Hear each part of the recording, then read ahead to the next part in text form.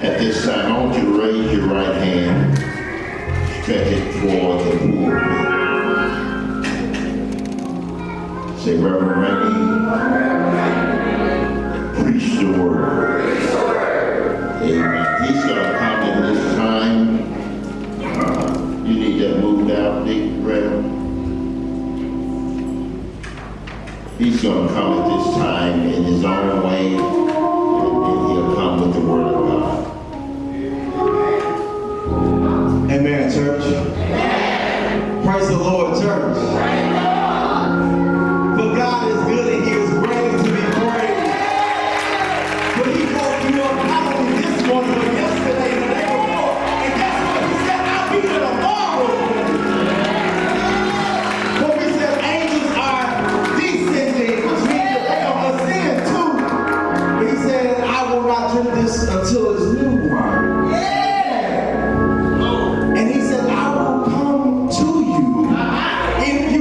Because he said, I inhabit the praises of my people.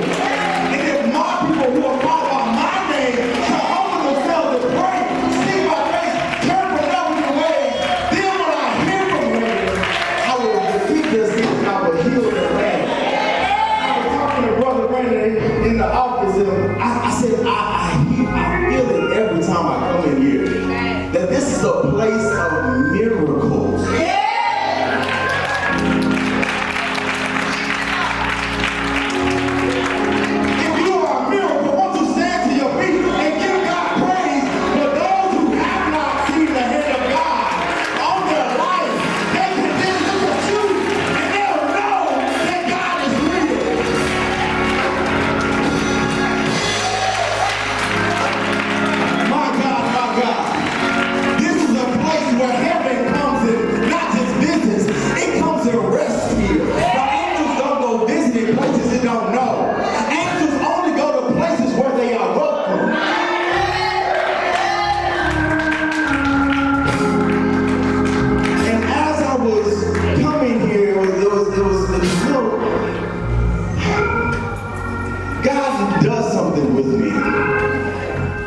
And as I sat at the gate, we read the scriptures and enter into his gates with thanksgiving and enter into his courts with praise. But there's something about when you get past the gates and you get past the courts and you get into the presence of God. He says, then you can talk to me. We can talk together. I can ask questions of you. You can ask of me and I will heal you. And then he changed the Holy Spirit. He said, I don't want them to just know that angels are descending and ascending as Jacob saw. He says, I want them to know that they can have heaven here on earth. But we pray the scripture, we say, thy kingdom come, thy will be done on earth as it is in heaven. Which means there's a connection between the two. Which means you don't have to wait to get to heaven. You can bring heaven down here and experience the blessings and the miracles of God on earth as it is in heaven.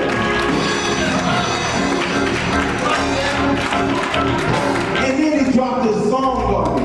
He changed what I was going to play, and I thank you for the opportunity to be here, because I remember it was 15 years ago, y'all.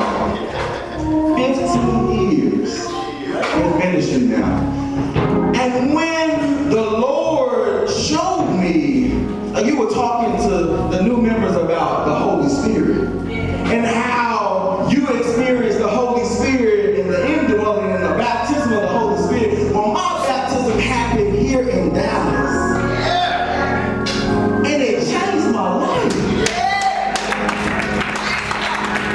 I didn't do everything perfect after that. I wasn't a perfect person and the best man. But then God says, what I now see you is my child. When we just accept that we are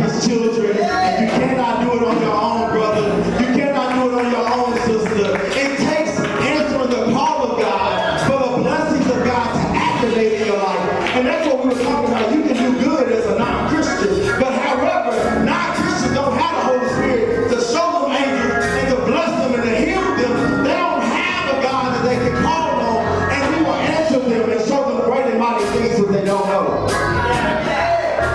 So I'm gonna calm down, y'all. I'm gonna do my best because I almost ran outside of myself when the children were singing. These little babies right here were singing out of their hearts, and y'all were sitting down when they were saying, "This is the way we praise Him." Clap your hands. It wasn't a suggestion; it was a commandment. The Lord said through David, "Praise the Lord, for He is good." And if He has been good to you, then that is the response we should have. That we should praise the Lord. So let's give our babies a hand, please.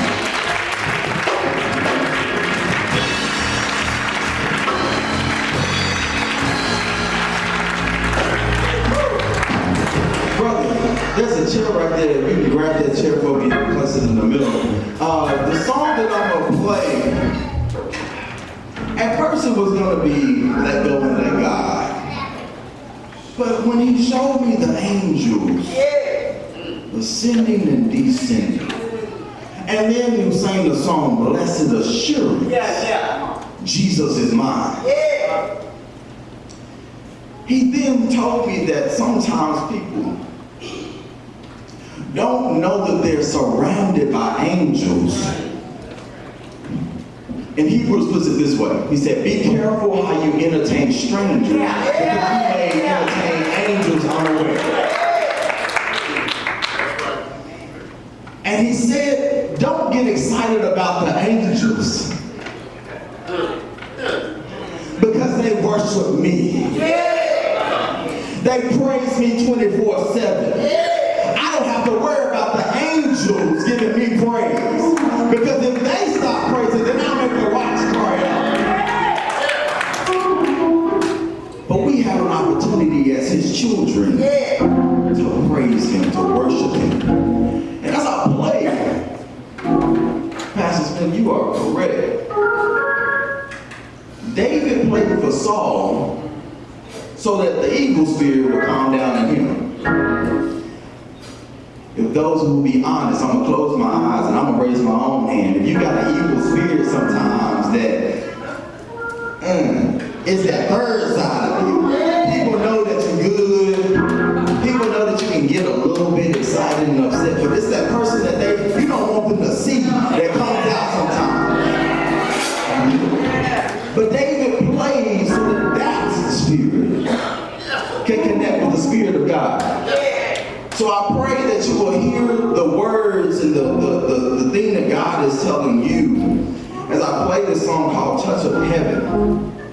And it says, and one of the words says, I just want to know you deeper. I want to know you deeper. And I want to feel a touch of heaven. That's all I want, Lord. Is to live in your love, being thrown by who you are. My desire is to know you deeper. Oh Lord, I will open up again just to feel a touch of heaven. So I'm going to play it and y'all be praying for me, because this is a song that I haven't really played as in this setting. But I just pray that the Lord speaks to you as He speaks to me. Amen? As I was traveling here, I didn't know one of my bows broke in my bag. I found it out last night at the hotel. How many know God got a ram in the bush? I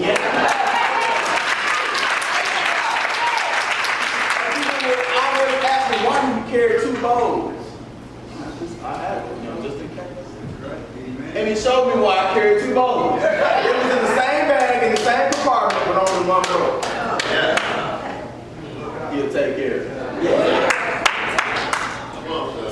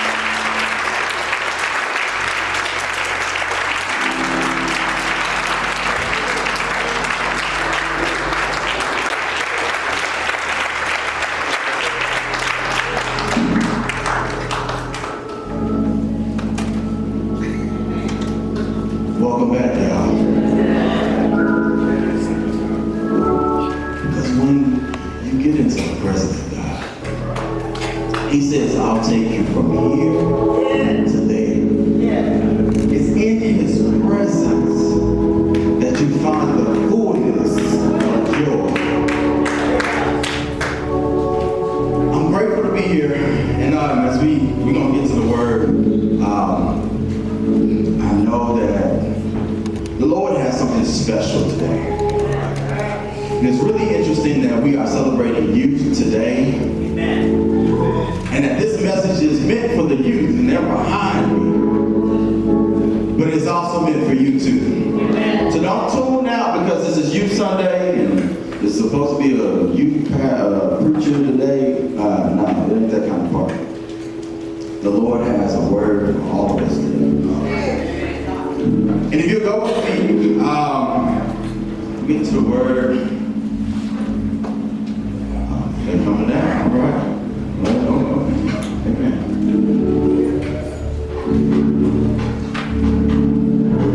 Let's give it up for our babies again. A lot of people try to say that they are tomorrow, they are the future, but they are here today. That's what this message is about, is what we do with them today.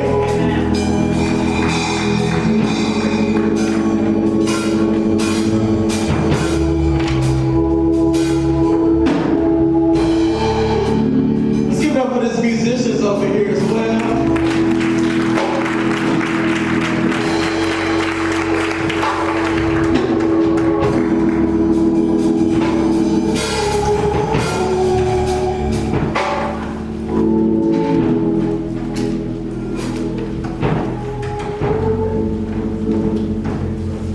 Y'all, it's a blessing to be here. And I pray that you came here expecting something from God. If you got some things on the prayer throne before God, this is the time to get them answered. And if you didn't come and you came because somebody asked you, good job. I'm glad you're here because that's how God gets you. Sometimes he gives you what you need versus what you want. I want to give honor to my parents and to my wife in her absence. Octavia, she's locked away in her phone right now. Sometimes she just gotta do that for kids because she be all up here and I'll be like, what's wrong with that child? It's almost like I'm not even in the room. Because if she was focused and she be daddy, I wouldn't be able to say nothing. It warms my heart. She just turned 2 about 3 weeks ago.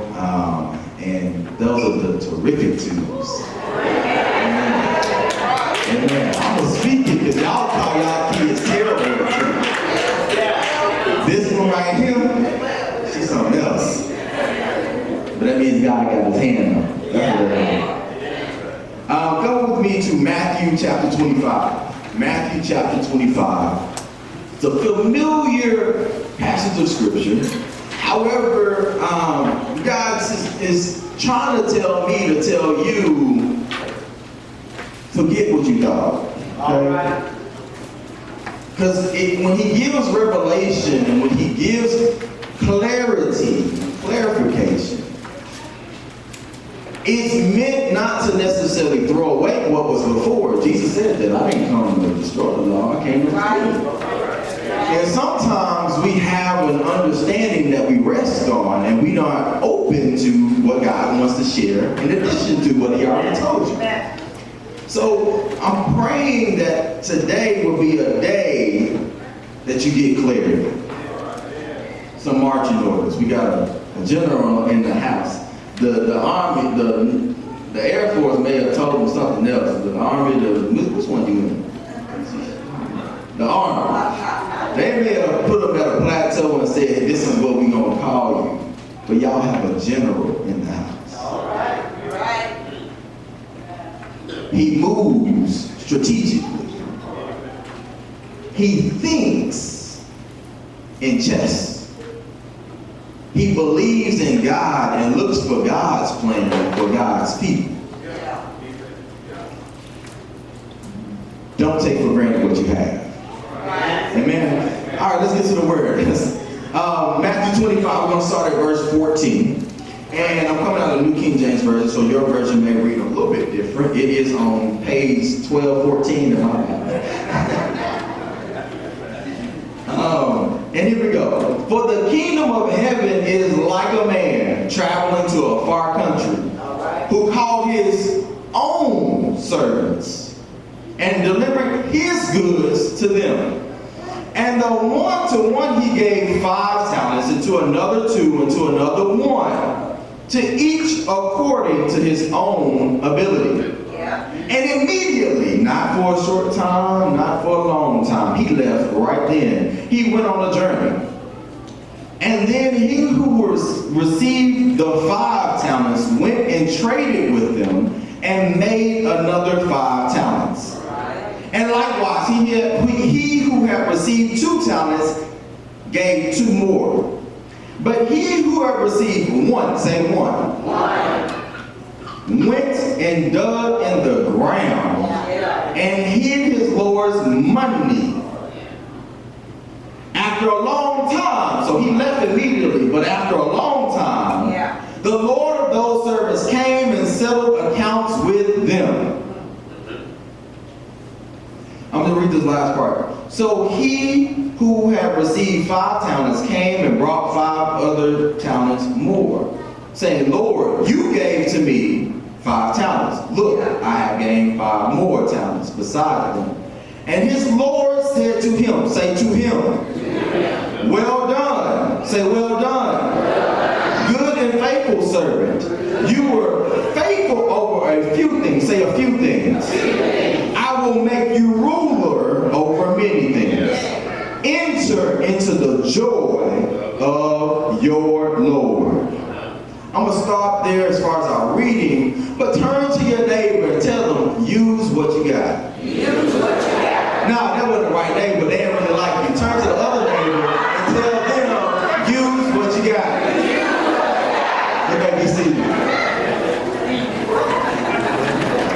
Use what you got. I know that's not grammatically sound. And as an educator myself, it took me a lot to actually write those words. But sometimes you just got to make it plain. And you got what you got, right? And many times we complain about what we have. Amen. Sometimes we forget that we have precious treasures.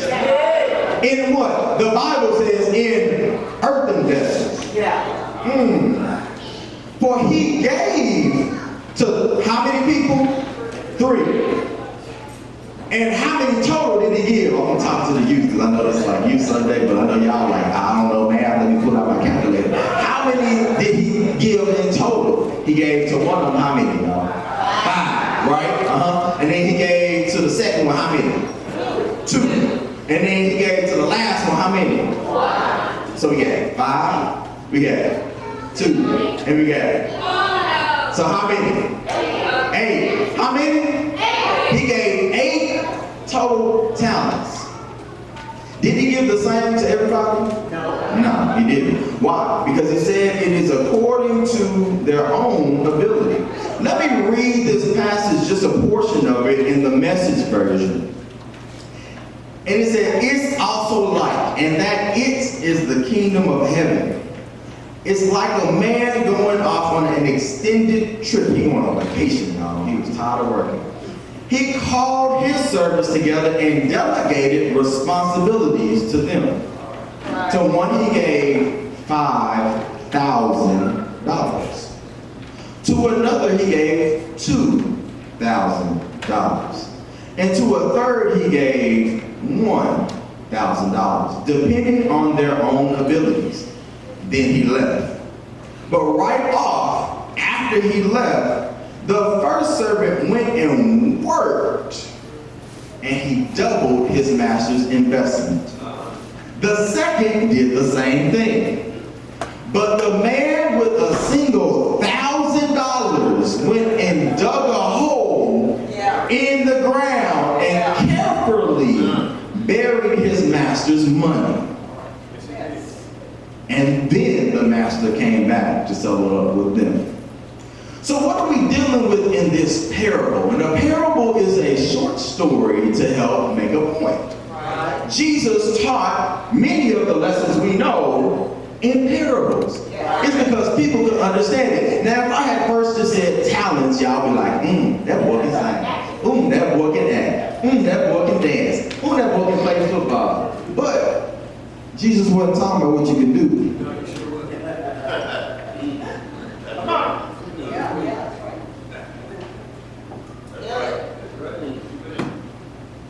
He was talking about how you deal with money. Wow. Yep. This is a whole new message, y'all. We can do a series on this one. But we're dealing with a master and his own servants. They didn't belong to nobody else. Right. The talents were literally bags of gold that he gave them. So the equivalent of the bag of gold he gave them in today's time would be about $1,000. How many have a job in here? How many thousands of dollars in bags of gold do you get a year? After taxes. Now kids, y'all probably like, I don't have no bags of gold, I ain't got no job. Yes, you do. Your job is to go to school and learn. When I was a young kid at your age, I wanted a job. And my parents told me, your job is school. Right. You get A's, you get money. Right? So that means that they help me understand my ability and my performance equates to money. Right. That's what I wanted when I wanted a job. But they didn't want me to get stuck in this rat race of working to make a living. Use what you got. All right, all right. And when you use what you have, you don't have to worry about money. Oprah Winfrey said it best. She said, don't chase money, chase your dreams and money will follow you. Seek to make a difference, not to be different. Right. Seek to make impact, not have influence. When you use your money and what you have for the Lord, he says, I will bless you.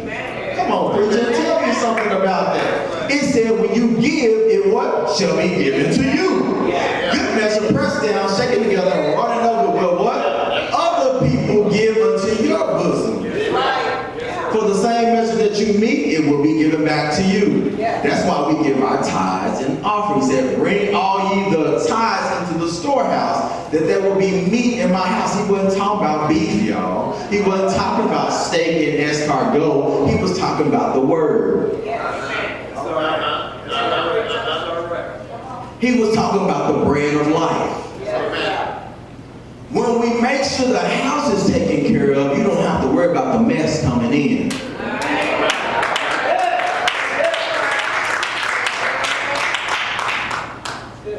So we're talking about stewardship, being grateful over what you have, and a little humility, at least a little bit.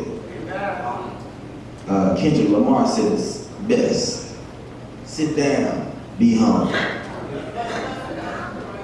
Be humble. Y'all, I heard that. I see you right there. Y'all been listening to that song. I see it already. And there's some people in the back who are adults and they listen to it too because they laughing.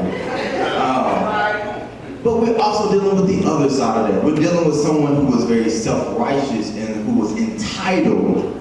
He was prideful. He was unfaithful. I want to let you all know that there's a reward after your faithfulness. Many times we get discouraged when we're serving in the house. So nobody don't care. Nobody don't see what I do. I swept the floor last week and nobody didn't thank me. I opened up the door for Sister So-and-so and she didn't even thank me. I walked in and Brother So-and-so didn't even say hi. I guess they don't care about what I do. But the faithful servant received their reward, and it said, from now on, you my partner. So they went from being servants to partners with their master. I hope y'all are getting me here. Because when you serve the Lord faithfully, he says, you shall also reign with me. It's a promise. When you do for God and you use what you have, he says, I'll bless you.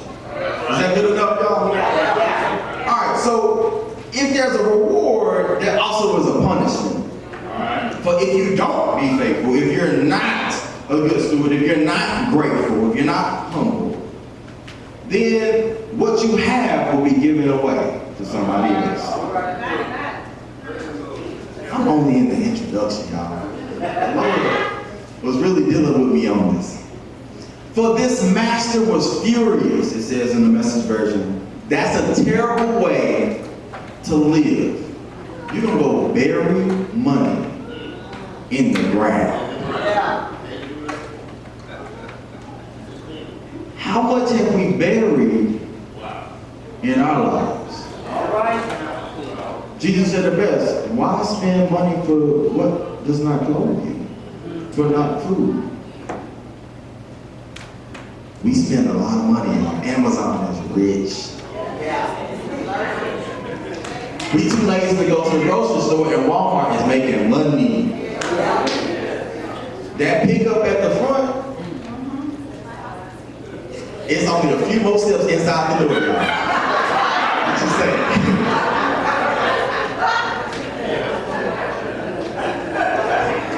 You had to drive there to the parking lot to sit there and wait on somebody else to bring you your stuff, and they get paid for it. So let me flip it again. When you invest what God has given you, there's a return. How many have stock in Walmart? Okay, let me ask you. How many have stock in Amazon? How many have stock in YouTube? Apple Music. Everybody raise their hand, y'all. He raised his hand. He gets it. They get it. If you are willing to make someone else rich off of your investment, you might as well get a piece of it. If you're going to patronize Prairie and Tom Thumb and Albertson, I know they're closing one down over there. But guess what? That Prescott ain't doing the commercial for free. All right, I know you're right.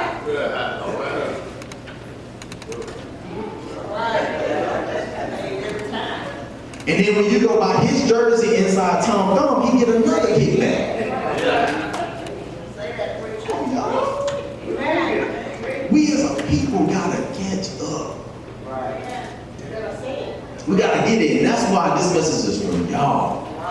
Because my parents told me, don't do as we did with our money when we were young, when we were raised. Do better. So it all comes back to what we do for the kids.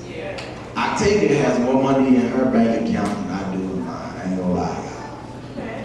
It's because, one, we take care of her education, we feed her diapers. She mess over diapers in a heartbeat, knowing that they cost $5.99 for 23 of them. I'm like, come on, y'all. $6 for 23? At least give me 25. That ain't gonna look like that.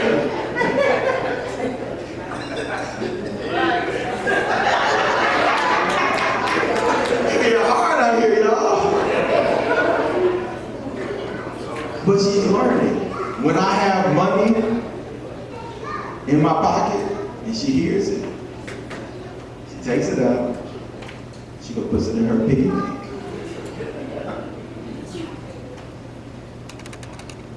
Saving at a young age to keep you from having to pay college tuition.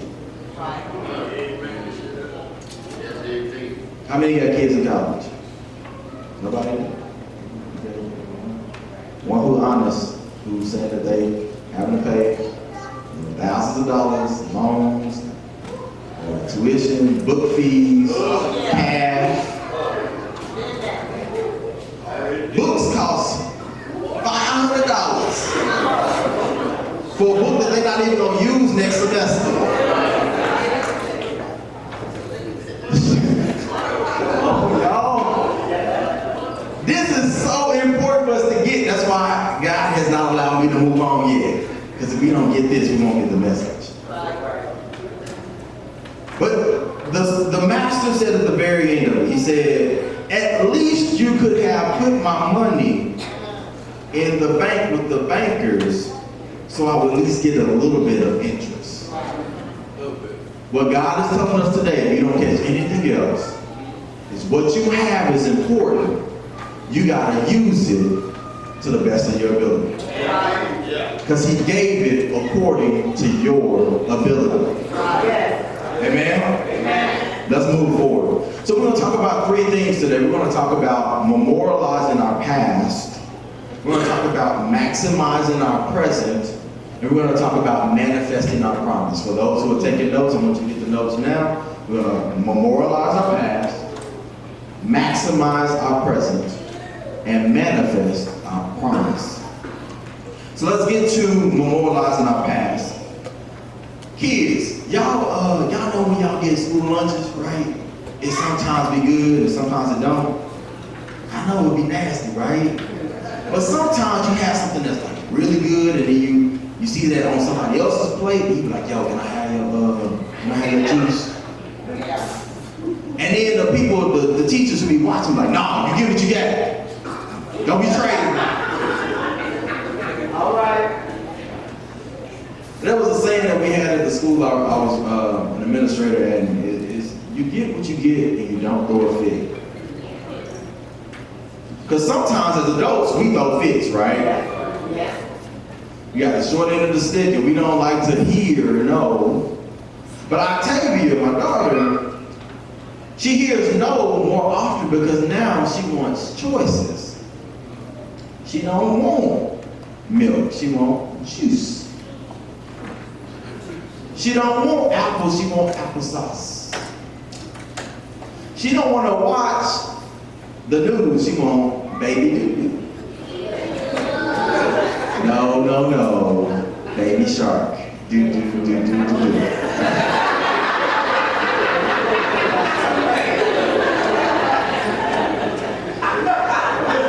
Gotcha. But sometimes it's important to teach them to be grateful, even at a young age. Say, no, this is what you're going to eat today, right now. And then she's learning this word called patience. Because sometimes she wants it now. Raise your hand if you want it now. You want what God got for you right now. Right now, Lord, I want it right now. The problem with that is we're talking to the creator of the universe. And we telling him we want it now. He said, I don't move on your time. He said in the story, he left immediately, but he came back when he wanted to. But how many know he'll come right on time? He'll come right on time. When you're trying to get that paper done and you can't, and it's like right before the due date, and you gotta like scramble and get it done, right on time. But there's a way you can plan and do it better and start before the night before. And it won't be so hard. Okay? Right. All right, so we got what we got and we won't throw a fit. We give him, don't throw a fit. He does give it according to your faith. He gives it according to what you can handle. Yeah. Y'all get this. Don't be jealous. Amen. Right. You can't handle what your neighbor got. You want so-and-so girlfriend, boyfriend, well, guess what? You can't handle it. You want the Maserati, but can't handle a Toyota. the $100,000 job, but can't handle the 50, the 25, the 10. He gives it according to your faith and your ability. So as we memorialize our past, we must understand that we cannot change what already happened. You can't change how you started off. You can't change who your parents were. You can't change how you were born. You can't change what schools your parents sent you to. You can't change even the grades that you already got. Those college students know that you can go protest your grade, but after they post it, you can't change it. Can't change the jobs that you had, but you can change the jobs that you have. You can't change the people you dated because you chose them, and it's all in the past. I don't want to blame some on other people that we did. You can't change it though. So in order to memorialize our past, we must either bury it or we must make a monument of it to remember. Okay? We look at the Statue of Liberty, we look at the Liberty Bell, we look at the Martin Luther King Monument. Those are memorials to remember. They are not headstones of buried people. There's a difference. Some things in your past, kids and adults, you must bury. Let it go. Frozen said it best, what kids? Let it go, let it go.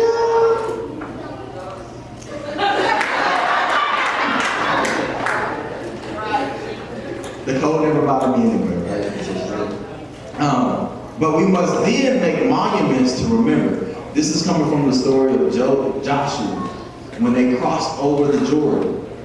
He said, take 12 stones and make a memorial so that when your kids ask, what do these stones mean? Then you can say, this is when the Lord crossed us over. Many of us in this house today did not go through civil rights. We didn't go through slavery. We didn't go through being transported over. We didn't. That's not our story. But you must tell your kids and your grandchildren about the Jordans that you have crossed over. Being able to make it as a single parent who had a child out of wedlock. Or being able to make it as a father who didn't know his father. You have to be able to tell that story or else they're going to repeat it. That's what those memorials are for. So say memorialize your past. The second thing is we must maximize our present. And this is what we're going to focus on today for the most part. We're going to talk about talents and opportunities. We're going to talk about this new school year that y'all have, and y'all must make the most of it. This is the time to get the best grades that you can. This is the time now to do things new and not the old way. This is the time now not to make mistakes that will ruin your life. And then we're going to talk about manifesting our promise, because we all have destiny. So let's move forward. To maximize your present, you must know that it's a gift. The story says that the master gave to his own servants, right? And to give, it means it was theirs for the time being. It was a gift. They didn't own it. So that car that you're still paying for, don't get it twisted. You don't own it. Stop paying that note and you'll find out whose it really is. That cable bill and that Netflix, they'll turn it off in a hot minute. Because you don't own it. It's a gift. We must know that some of the gifts we use, that we don't use, those gifts are really designed to help you be successful. You look at the one who had 5 talents, he was the first to be rewarded, right? Because he had the most gain. And he used it to then elevate his own position. He didn't know that, but the master did. So even though you don't know what gifts you may have and what they're really used for, just use them. Ask the Lord, why did you do this to me? Ask, what do you want me to do with it? Okay? Now, I want to share something with y'all because the Lord, blesses with natural talents, but he also gives you visions and dreams. And when my daughter was born, he gave me a dream to be an author. I said, wow, I'm working, I'm doing all these kind of things, and I didn't understand it until she was born, and she started to love to read. So kids, it's important to read. If you don't, they're going to keep a lot of things away from you because they're going to put them in books. Okay? But this is the book that the Lord has birthed. It came from a dream, but it was inspired by a daughter. It's called Night Night Tales, The Adventures of Bubbles and the Seeds of Joy. This is a proof. Huh? Yes, sir. And remember, last time I talked to you, we were talking about like what God is wanting to do in the youth program. And it was inspired to help kids become authors, but then he said, how are you going to help other people do what you haven't done? Right. So he challenged me. He said, write a book. And this is the book. Hallelujah. He gives you the ability to create wealth. That's in the word, y'all. Yes. The Lord gives you the ability to create wealth. Right. We always want somebody to give something to us, and he already gave it to you. Amen. And it's based on your ability and your faith. So let's talk about some examples of faith in action in the scripture. We look at Abraham, and we look at how he had to leave where he was familiar. He left his whole family, and he went to a land that he didn't know. But the Lord said, blessing will I bless you, multiply will I multiply you. He became rich. Moses was a revolutionary leader who led with order. That was his gift. David used his gift of caring for sheep and playing the harp in worship and shooting rocks. Y'all know how you shoot rocks against the water? Well, this dude was bad. He shot a rock so fast, it was like a bullet that went through the guy's head. That wasn't something that he just made up. It was the ability he had. It was the equivalent of a machine gun M16 that went into Goliath's skull, because it said it went through his armor and his helmet and sunk into his head. That ain't just a rock that did that. That was his ability God gave him, the anointing that comes with it. But that led to David becoming king. We look at Joseph, who had a dream, and then he stayed true to it, and he saved his family. We look at Esther, who didn't use her body for bad. She used her mind to strategize and save God's people from destruction. We look at Paul, who was a tent maker, but he also preached the gospel to save souls. We look at Mary, who used her body to honor God. Now let's get real. Yes, she did. Even our children today are losing their bodies because we're not teaching them about preserving who they are. Just because we did it or just because our parents did it doesn't mean that they have to continue. But even if you have lost what you thought was your essence, you can preserve it. God will make you new again. You can be holy in God's sight. And then we look at Jesus, who used everything that God gave him to heal, to save, to deliver, to listen to people who wasn't being heard, and he gave his life back to God for God's glory. Now, the third thing that we want to talk about, which is very important, is in this passage, there was a clock that was running. The servants didn't know it, but the master knew, I'm going away immediately, but I am coming back. You may not know when I'm coming back. That's right. He didn't even tell them, hey, y'all be ready. I'm going to come back soon. He didn't tell them that. He just left. And it's up to us to use the time that we have. So there's a shot clock that's running on your life. Yeah. On the talents that God has given you, there's a shot clock. And Ellen Meyer said it best. He said there's 24 seconds. Yeah, you better not stop now. You got 24 seconds. Can you beat the shot clock? I'm going to say bye, bye, bye. Better no, I won't think twice. Better let go of your pride. Do it now, just do it now. There's a shot clock. Don't sleep, don't sleep. You're going to miss your opportunity. Shot clock. Don't sleep, don't sleep. You got to pick up your feet. Shot clock. Don't sleep, Don't sleep. Don't miss your opportunity. Don't sleep. Don't sleep. Better be good. You're the shot clock. There's a shot clock that's running, and the master's coming back with his stuff. Yeah. It's very important that you don't let the shot clock run out on you. In basketball, we see the clock running, right? But the only time it resets is what? When there's a timeout, the ball goes out of bounds, or they actually hit the rim. There are some things that you have to do in order to get some extended time. You got to be seen faithful over a few things. And then he says, I'll enlarge your territory. Because at first he gave you 5, but now that you have 10, he's like, oh, I need to give him a little more time to do with it. So he didn't come back immediately, he left immediately. But it says, after a long time, the master came back to settle accounts with the service we gave to him. And the part that God wants to make a point of right now is you will use it or you will lose it. What he has given you, if you don't use it, he will give it away to somebody else who's willing to use it. For us adults, it's like taking vacation time and not using it.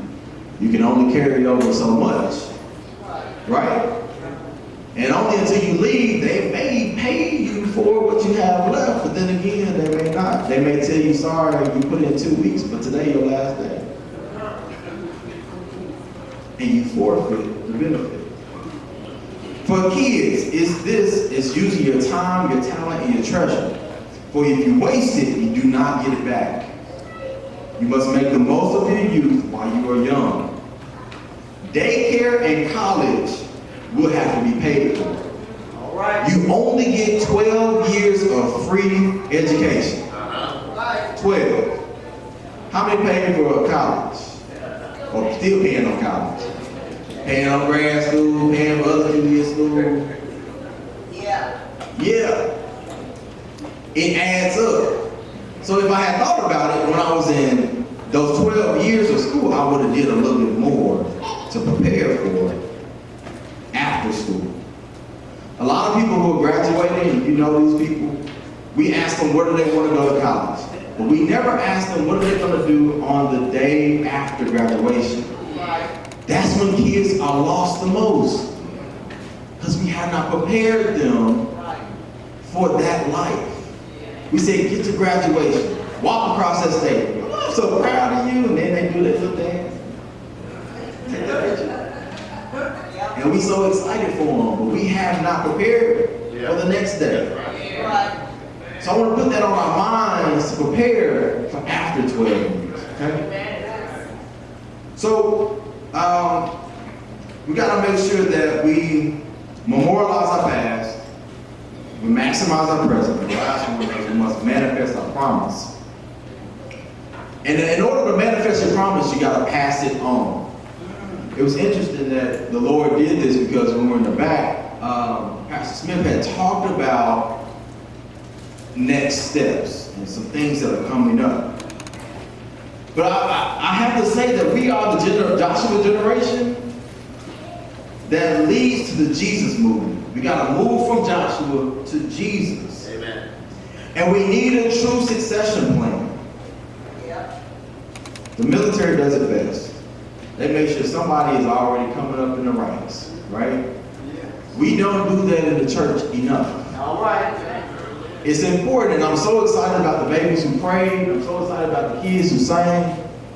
But they can do a lot more than that. They need to know, and the ones who are in their 20s and 30s, they need to know what it means to be a part of the church. Because if you pass on, the church dies. Because we don't know how to do it. So it's very important, ministers, deacons, that you not think about yourself and your status, but you must think about the kids on how they learn to be a part of the church. We must build on what we have now, so don't worry about what you don't have. Don't worry about the other people who left. Don't worry about the people who are not here. It's what you have now. The service didn't worry, oh dang, he gave him 2. I could have had 7. He took his 5 and he made 10. Okay? So it's based on what we have now and we can grow. If you don't plan to succeed, then you will plan to fail. And unfortunately, we look at Joshua as an amazing leader, but Joshua didn't do what Moses did for him. That's right. That's right. Joshua did not leave another Joshua to lead the people across their next crossing experience. Right. And it said in the book of Judges that then the people did what was right in their own eyes. If you don't want your legacy to stop when you leave, make sure you leave a legacy. And that's what this is about. So we must plan for the next 7 generations. Say 7. 7 generations comes from this quote that says, may we consider the impact of our decisions on the next 7 generations. It comes from the Iroquois tribe of the Confederacy Native Americans. But if we have 7 generations, that means you have a legacy that will last. And a generation today is around 20 years, right? So kids, here we go, a little math problem, right? It's a word problem. If you had 7 generations at the end, so 7, and 1 generation equals 20 years, 1 generation equals 20 years. How many years do you have total? 7 times 20. I do it right there. 7 times 20.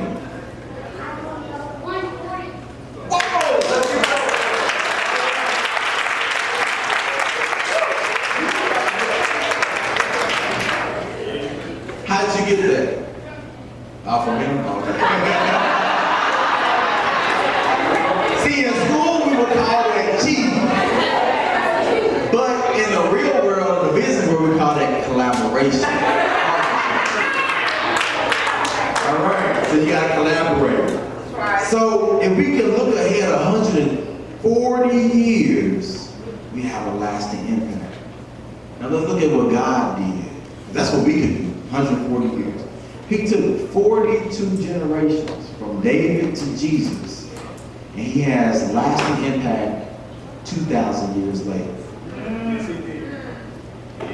So we have the example. You don't have to try to recreate the wheel. It's what God already gave us. We got 20 years.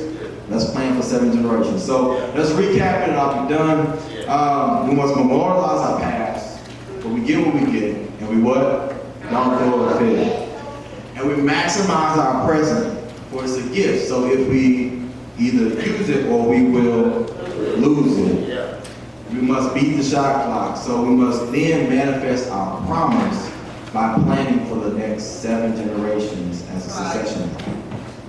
At this time, I would love to pray with our youth. So if you wouldn't mind standing up. Because this is really about how we invest in them and how we maintain our legacy.